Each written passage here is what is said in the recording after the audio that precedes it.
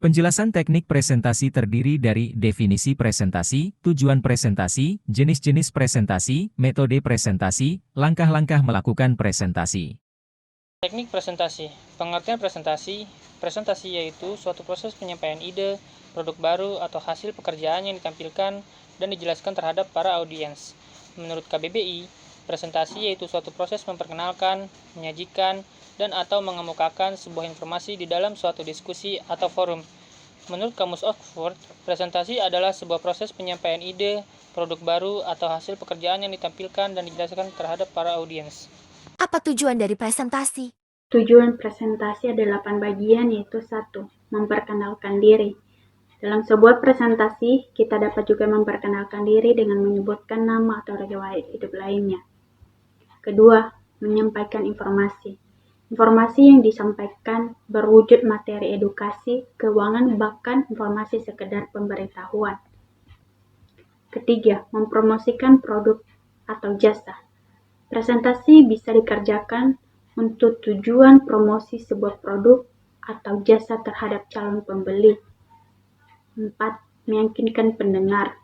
Untuk meyakinkan para pendengar, maka presentasi harus memiliki rupa informasi. 5. Memotivasi pendengar.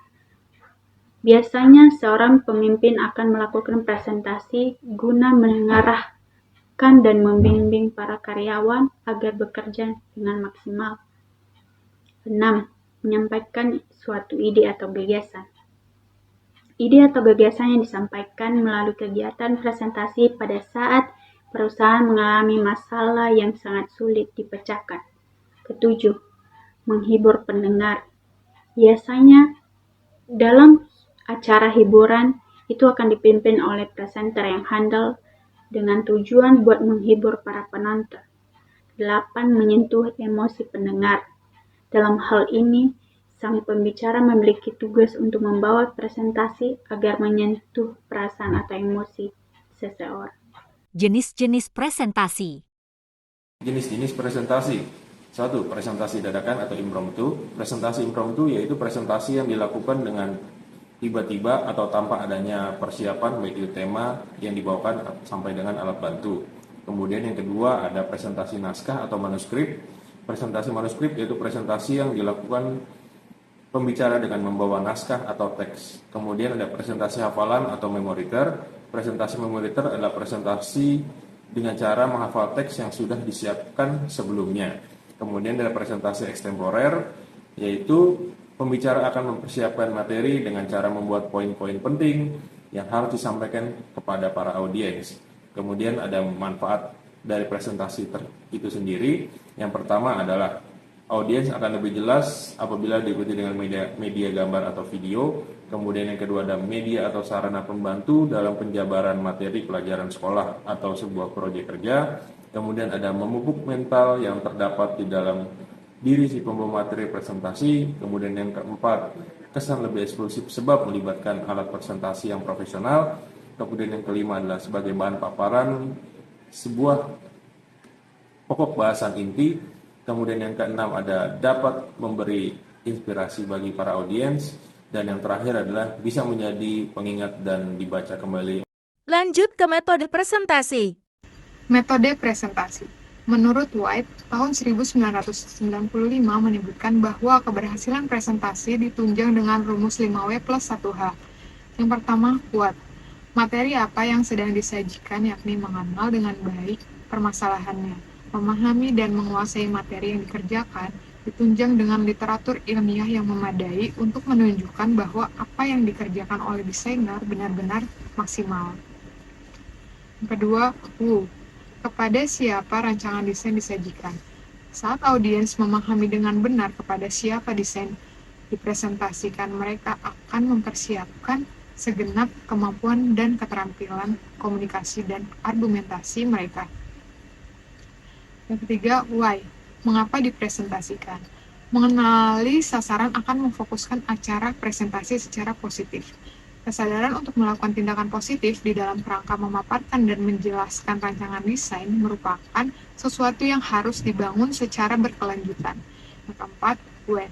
kapan presentasi itu diadakan, seperti hari, tanggal, bulan, dan tahun, jam berapa diberitahu dengan jelas sehingga audiens dapat hadir tepat waktu. Kelima, where, di mana presentasi itu akan dilaksanakan.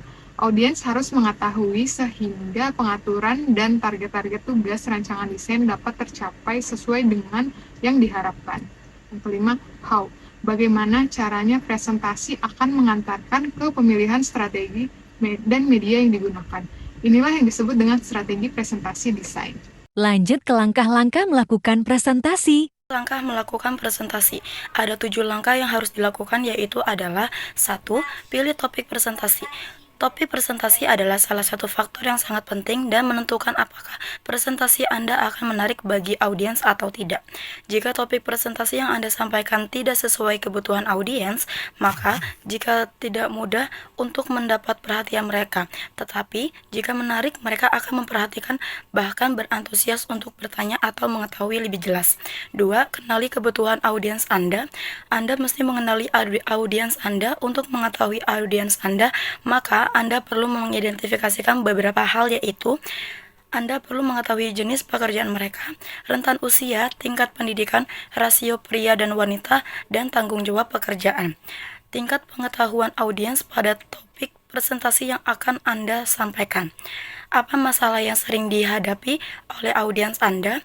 Hal-hal apa saja yang selama ini menjadi kegelisahan dan kekhawatiran mereka? Apa yang selama ini mereka inginkan? 3. Tentukan tujuan presentasi. David Pranata dalam bukunya Speak with Power menyebutkan bahwa dalam memformulasikan tujuan presentasi ada 3 hal yang perlu Anda perhatikan. 1. Tentukan tujuan presentasi dari sudut pandang audiens.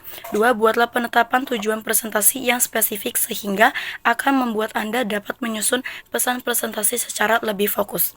3. Realistis untuk dicapai. Anda mesti mempertimbangkan apakah dengan durasi presentasi yang Anda lakukan audiens dapat mencapai apa yang Anda targetkan. 4. Tentukan pesan utama.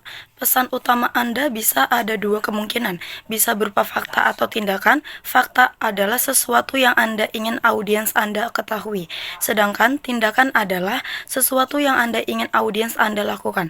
5. Susun isi presentasi. Anda dapat menyusun pembukaan dan penutupan presentasi yang sesuai. Isi presentasi berisi poin utama dan poin pendukung. Poin utama adalah poin-poin pokok yang ingin Anda sampaikan yang mendukung pesan utama yang telah Anda tentukan. 6. Susun pembukaan dan penutupan presentasi. Tugas Anda sebagai pembawa pesan adalah menciptakan situasi agar audiens Anda membutuhkan materi yang Anda sampaikan. Anda perlu memenangkan pikiran dan hati audiens Anda.